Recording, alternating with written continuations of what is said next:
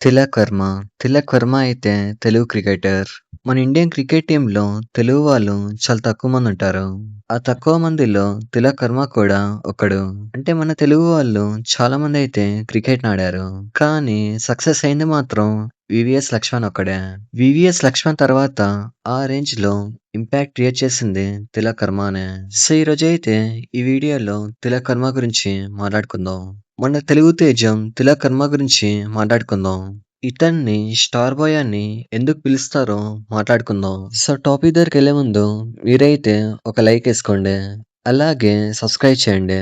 So topic దగ్గరికి వచ్చేస్తే తిలక్ వర్మ. తిలక్ వర్మ పుట్టింది కుకట్పల్లిలో. అంటే ఇతను పుట్టి పెరిగిందంతా హైదరాబాద్ లోనే. తిలక్ వర్మ వచ్చేసి 2002లో పుట్టాడు. అంటే ఇతనికైతే పెద్దగా అయితే ఏజ్ అయితే లేదు. వీళ్ళ ఫాదర్ వచ్చేసి తెలంగాణ వ్యక్తి. ఇంకా వీళ్ళ మదర్‌ది ఆంధ్రప్రదేశ్.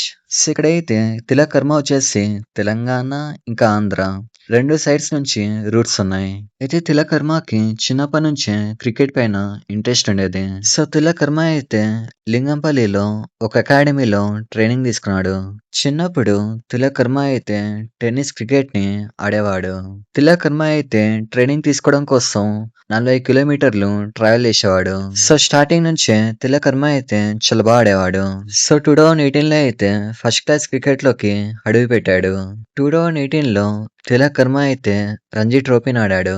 మన హైదరాబాద్ టీం కి రంజీ ట్రోఫీ ఆడాడు. మన హైదరాబాద్ తరపున ముస్తాక్ అలీ టీ20 ఇంకా విజయ్ హజారే ట్రోఫీ ఇలాంటివి కొన్ని టోర్నమెంట్స్ అయితే ఆడాడు. సో ఇలా ప్రతి టోర్నమెంట్ లో కూడా తిలక్ వర్మ అయితే చాలా బాగా ఆడాడు. సో తిలక్ వర్మ అయితే అండర్-19 వరల్డ్ కప్ కి సెలెక్ట్ అయ్యాడు. యశస్వి జైస్వాల్, కార్తిక్ త్యాగి, రవి బిష్నోయ్ ఇంకా ధ్రువ్ జురెల్ ఇలా కొంతమందితో తిలక్ వర్మ కూడా సెలెక్ట్ అయ్యాడు. ఇక్కడ తిలక్ వర్మ కోచ్ పేరు సలాం బయాష్. ఇతనే తిలక్ వర్మకి చిన్నప్పటి నుంచి అయితే ట్రైనింగ్ ఇచ్చాడు. సో ఇక్కడైతే సలాం బయాష్ కి క్రెడిట్ ఇవ్వాలి. తిలక్ వర్మ కూడా చాలా ఇంటర్వ్యూస్ లో చెప్పాడు. తన కోచ్ వచ్చేసి తనకు చాలా విధాలుగా సాయం చేశాడని. అయితే తిలక్ వర్మ కెరీర్ టర్న్ అయింది మాత్రం ముంబై ఇండియన్స్ లో జాయిన్ అయ్యాక. 2022 ఆప్షన్ లో అయితే ముంబై ఇండియన్స్ అయితే ఇతన్ని కొనుక్కుంది. 2022లో తిలక్ వర్మ అయితే 397 రన్స్ వేశాడు. అంటే ఆల్మోస్ట్ 400 రన్స్ అయితే చేశాడు. సో ఐపీఎల్ లో చాలా బాగా ఆడడంతో ముంబై ఇండియన్స్ లో ఒక రెగ్యులర్ బ్యాట్స్మెన్ లా మారిపోయాడు.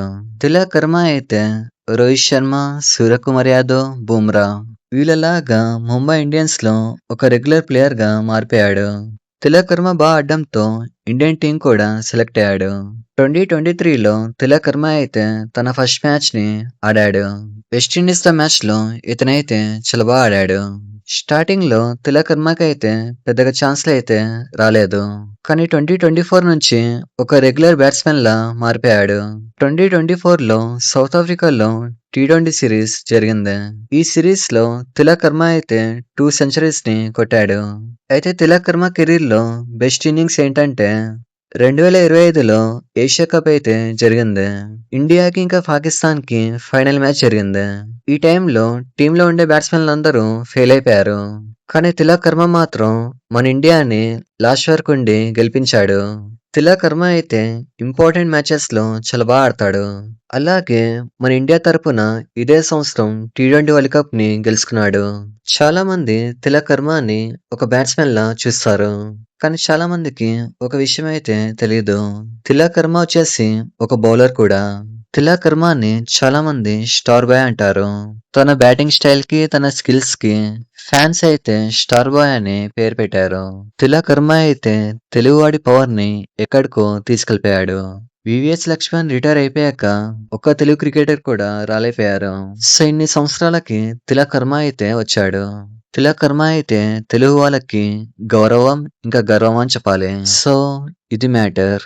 తిలక్ వర్మ గురించి మీరేమనుకుంటున్నారో కామెంట్ చేయండి. ఇలాంటి మరిన్ని వీడియోస్ కోసం లైక్ చేయండి, షేర్ చేయండి, సబ్స్క్రైబ్ చేయండి.